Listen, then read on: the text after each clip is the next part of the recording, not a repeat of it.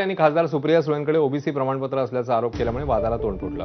यावेळी संतापलेल्या सुळेंनी आरोप सिद्ध करावे अन्यथा माफी मागावी अशी आक्रमक भूमिका घेतली। राष्ट्रवादी नेत्यांच्या संतापानंतर वडेट्टीवारांनी आपण अनावधानाने सुप्रिया सुळेंच्या नावाचा उल्लेख केला अशी सारवासारव केली।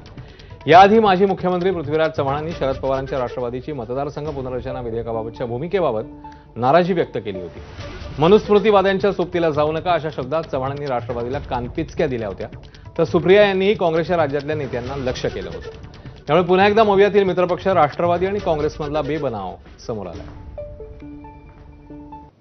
मोठ्या मराठा नेत्यांनी ओबीसी प्रमाणपत्र घेतल्याचा आरोप केलेला आहे, तर हे सुप्रिया सुळेंकडे आहेत ना, आहेच। मी सांगतो ना, सगळ्या नेत्याकडे ओबीसी नेत्यांच्याकडे ओबीसी प्रमाणपत्र, आपल्या मराठा नेत्याकडे ओबीसीचं प्रमाणपत्र, सुप्रियाताईंचंच काय सगळ्यांच्याकडे।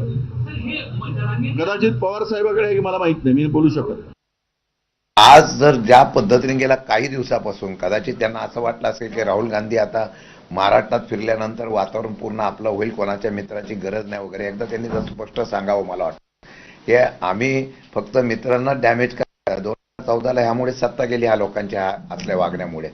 मला वाटतं की शेवटी त्यांनी ही भूमिका आता स्पष्ट करावी। काँग्रेसच्या लोकांनी एक तर त्यांना समज द्यावा की आपल्या मित्र पक्षावर टीका करू नये। सुप्रियाताईंनी ओबीसीचा लाभ घेतला, त्यांनी व्हॅलिडिटी केली, ते जर खरं असेल तर मग त्याच्यामध्ये काय घाबरायचं आहे, आणि त्यांचं खरं असेल त्यांनी घेतलं असेल, त्याच्यामध्ये सोबत आहे म्हणून आमचं काढू नका किंवा मग आमचं सर्टिफिकेट दाखवू नका, कुणाला शोधू नका असं म्हणणं गैर आहे। मला असं वाटतं घेतलं असेल तर घेतलं हो सांगायचं। त्यांच्या कुटुंबात जर कोणी घेतलं असेल ओबीसीचं सर्टिफिकेट तर ते स्पष्ट होईल ना। त्यांचं म्हणणं मी घेतलेलं नाही पण मलाच टार्गेट करतात। नाही घेतलं नसेल तर मग काय प्रश्न आहे, मग त्यांनी पुरावा दाखवावा, त्यांनी पुरावा मागावा। दरम्यान वडेट्टीवार यांनी खेद व्यक्त केल्यावर अखेर सुप्रिया सुळेंनी मग तलवार म्यान केली आहे।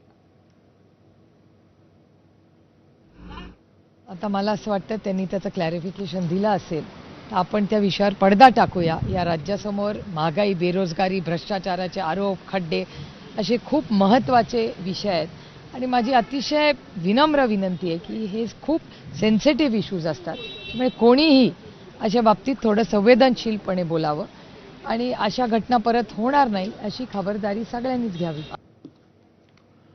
माय मराठी संवाद मराठी या नावावरून कोणालाही वाटेल माय मराठीचा जागर करण्यासाठीचा कार्यक्रम, मात्र ठेका धरला गेला